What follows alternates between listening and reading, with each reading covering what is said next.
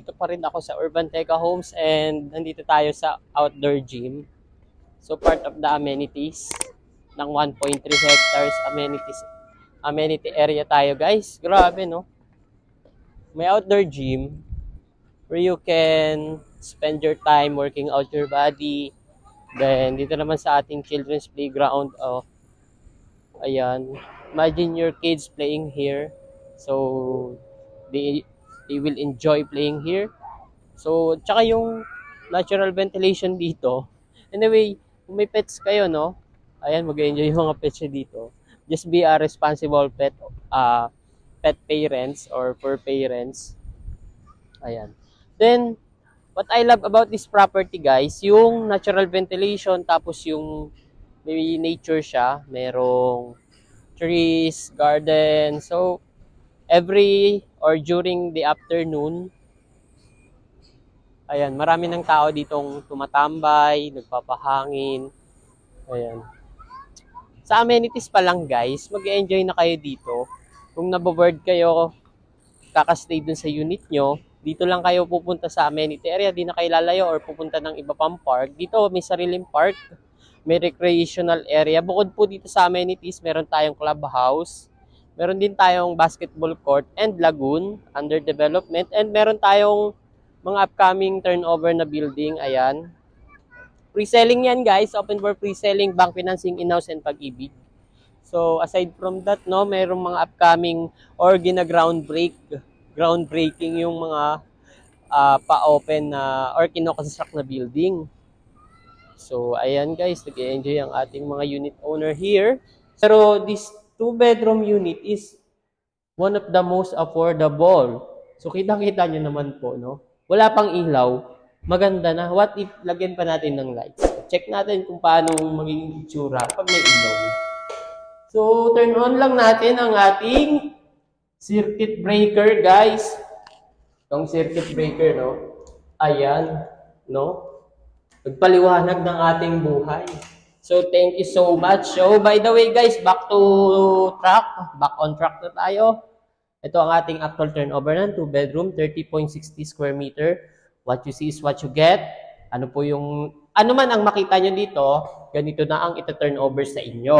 And, guys, itong 2-bedroom, enough na to para sa family mo. Or kung gusto mo naman paupahan, pwede rin to. Kasi this is the most affordable unit ng Urban Teka Homes Ortigas. So, kung ano man ang nakita natin dito, ganito na ang ita-turn over sa inyo. Complete fixtures po tayo sa ating toilet and bath, guys. Ayan. Lavatory, water closet, and telephone type shower. Ayan. Complete fixtures. No? Kung gusto mong ipa-renovate, pa-modify, para mas maging elegant, no? Palagay tayo ng additional overhead cabinet. Tapos, palagay natin dito yung refrigerator. Maglagay lang tayo dito ng mga cabinets for our clothes. O, ayan. Ito yung ating bedroom 2 and the first bedroom. So, dito naman natin lalagay yung kitchen area, yung dining table, and yung ating living area. So, guys, itong 2-bedroom is accessible sa ating elevator. Malapit na malapit sa elevator. Dito lang po yan. Turn left only within 2 meters. Elevator na. Konting lakad lang. So, from elevator, naglakad lang ako kanina. And then, ito na ang nakita ko sa 14th floor unit. At ang facing niya, let's check kung ano yung tapat nito. So, ito. Tapat po niya is building rent. So, building rent. Pakita ko sa inyo kung ano yung nakikita dito sa right side and dito sa left side. Wow, facing Antipolo Mountain View. And here is facing amenities.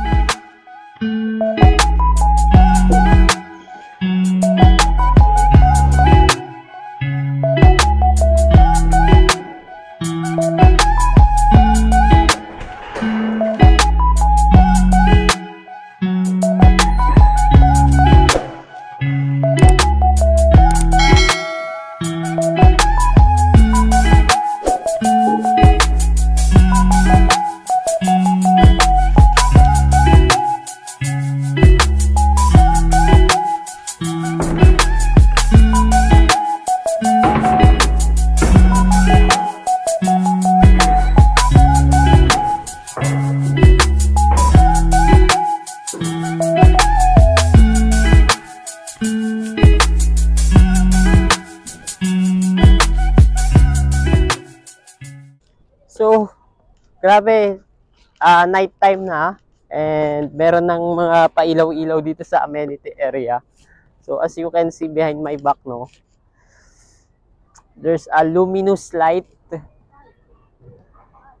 No, ang liwanag, no? And yung amenities natin, yung basketball court, tapos yung ating lagoon. Grabe, dami nag-i-enjoy. Tapos pet friendly. So, lakad tayo ng konti, no? So, ang daming nag-i-enjoy dito. Guys, talagang interesting itong cover na to, yung rent-to-own dito sa Ortigas.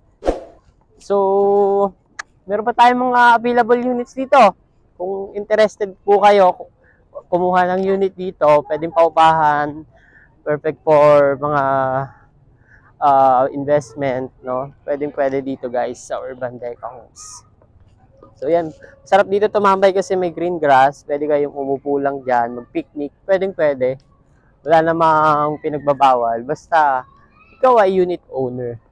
So punta tayo banda dito sa amenity area, yung outdoor gym tsaka yung children's playground. Wait lang, hold natin ng mabuti kasi nangangawit ako eh. Ayan. So sa outdoor gym po natin, punta tayo sa outdoor gym. Pero itong makikita nyo sa video, yun yung children's playground. Ayan. Children's playground po yan. And itong ating outdoor gym, mga calisthenic workout dito, ayan o. Yan. So, nangangalay na kamay ko, pero sige, tuloy-tuloy lang tayo guys. Ito pa po, yung ating additional amenities, yung clubhouse kapag nighttime, di pa siya gaano nag-ooperate kasi under construction and under developing pa. So, ito yung itsura pag nighttime. So, papakita ko naman sa inyo yung showroom unit. Wait lang ha, pakita ko sa inyo in 3, 2, 1.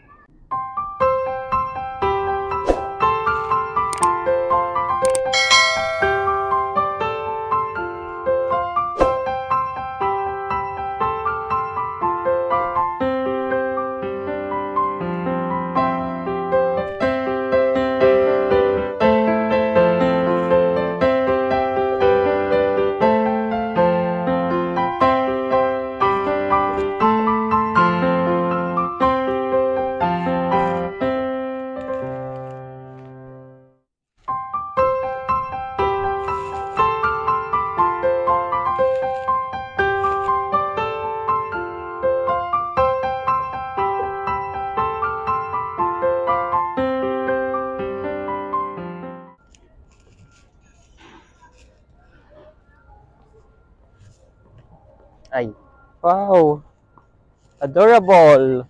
Ay guys, pet friendly po yung community dito sa Urban Deca Homes.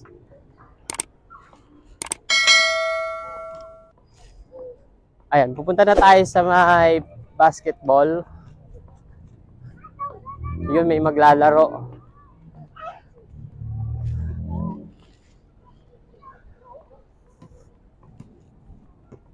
Yan, maglalaro sila. Wow, grabe.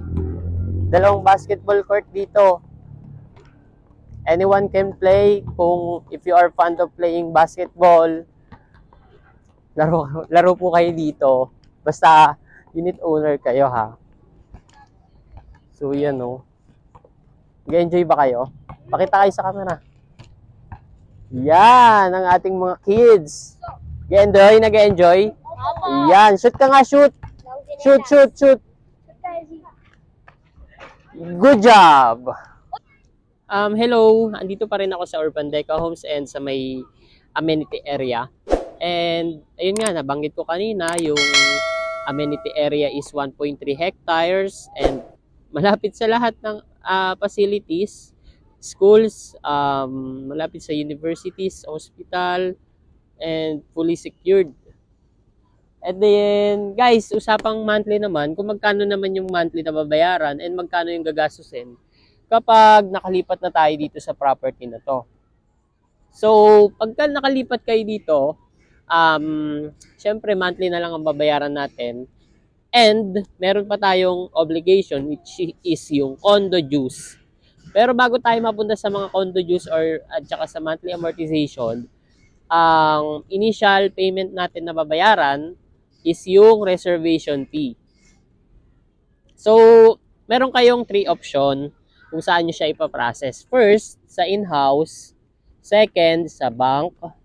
And highly recommended sa pangatlo, sa Pag-ibig Financing. So, pag ipaprocess natin to kay Pag-ibig Financing, hindi lang mababa ang down payment, maabil nyo rin yung lowest interest rate kay Pag-ibig.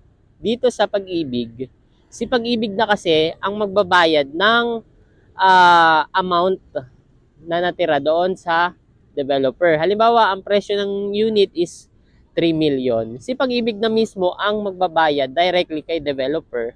So, kayo ngayon, ikaw naman ang magbabayad kay Pag-ibig directly. Maghuhulog-hulog ka na doon sa Pag-ibig. So, kaya namin nire-recommend kay Pag-ibig kasi mababa yung interest. Among the financing, siya yung nag-o-offer ng lowest interest rate kumpara sa in-house and bank. So, speaking of in-house, ang in-house interest rate dito, puwapatak siya ng 9.5% or 10% per annum. While kay bank, 8%. Kay Pag-ibig, 6.375%. Anong gagawin nyo para maka-avail lang unit? So, una, kumpletuhin nyo muna yung requirements ninyo. Then, ano ba yung kailangan na requirements? Ang requirements na kailangan natin dito, yung proof of income.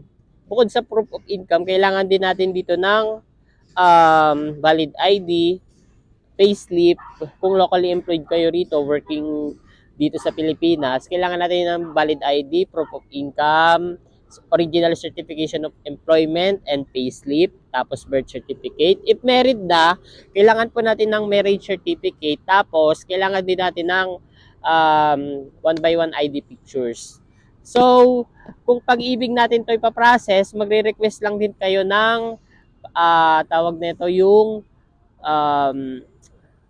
monthly contribution or contribution ninyo doon sa Pag-ibig, at least 24 months or 2 years na dapat nakapag-contribute kayo para ma-approve po kayo. Pero kung hindi pa naman kayo active Pag-ibig member, pwede nyong i-lump sum or direct bayaran yung minimum contribution kay Pag-ibig. So, let's say, 2 months pa lang na kayo nakakahulog kay Pag-ibig, pwede nyo bayaran yung natitirang balanse. Halimbawa, 2 months pa lang kayo nakakapaghulog. So, pag 2 months, ang mangyayari po, para mabuo yung 24 months, bayaran mo diretso yung 22 months na contribution. Magkano ba ang hulog kay Pag-ibig? Nasa 100 or 200. Bayaran nyo ng buo para maging active member kayo ni Pag-ibig. So, ganun lang ang gagawin nyo. So, ngayon, Pag-ibig member na kayo, good standing and good active na. Ang gagawin nyo na next, submit nyo yung requirements. Ngayon, at kailangan kasama doon yung contribution, yung 24 months contribution, yung minimum contribution. Pag nasubmit niyan, papapuntahin namin kayo sa opisina, makapag-signature kayo sa ating kontrata dito sa rent to own. Marami pa tayong mga technicalities na pag-uusapan dito sa rent to own, guys, kasi medyo mahaba-haba yung process dito kasi million yung uutangin natin. So hindi naman negative yung utang dito sa house kasi meron siyang option para maging positive siya. So ang ating magandang gagawin, kung hindi mo siya titirhan, pwede mo siyang paupahan. Kung paupahan mo naman, guys, recommended namin dito pa-staycation. Tapos yung ipaparenovate mo yung unit, gawin mong fully furnished para mas maraming ma-attract or mas maraming kukuha ng unit nyo para i-rent. So, yun ang gagawin nyo para maging asset yung property. Pero kung titirahan, mabilis naman mag-price increase yung property rito. Hindi siya yung pababa. Laging paangat ang real estate. So, kapag nagsawa na kayong tumira dito, I think di naman kayo dito magsasawa. Alam niyo kung bakit? Amenities pa lang po eh. I think hindi nyo to ibebenta o i-resale. So, target talaga ng developer dito is talagang mag-stay yung mga unit owner dito. Ayan. So, ano pa ang gagawin? So, magkano down payment kay Pag-ibig?